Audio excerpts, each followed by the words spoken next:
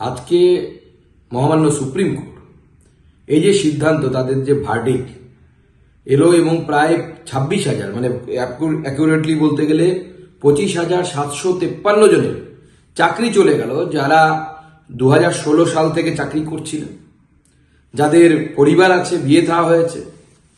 আজকে যোগ্য যারা যারা পরীক্ষা দিয়ে চাকরি পেয়েছিলেন, যারা শিক্ষক হয়েছিলেন, তাদের চাকরি আজকে চলে গেল শুধুমাত্র মমতা বন্দ্যোপাধ্যায়ের পার্টির লোকেদেরকে, অর্থাৎ অযোগ্য যারা যারা পয়সা দিয়ে চাকরি পেয়েছিল, তাদের চাকরিটা বাঁচানোর জন্য মমতা বন্দ্যোপাধ্যায় এই পুরো 26,000 লোকের চাকরি বলিদান দিয়ে দিলেন।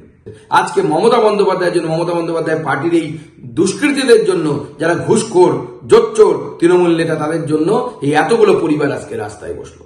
আমরা ছেড়ে দেব না। আমরা আগামী দিনে মমতা বন্দ্যোপাধ্যায়ের সরকারকে এই তার চেয়ার থেকে উঠিয়ে ফেলবো। এর জন্য দায়ী হচ্ছে মমতা বন্দ্যোপাধ্যায়। আমরা খুব শীঘ্রই এর বিরুদ্ধে পথে নামছি। ভারতীয় জনতা পার্টি এর বিরুদ্ধে আন্দোলন করবে। রামনবমী পার হয়ে গেলেই ভারতীয় জনতা পার্টি পূর্ণ শক্তি দিয়ে এর বিরুদ্ধে নামবে।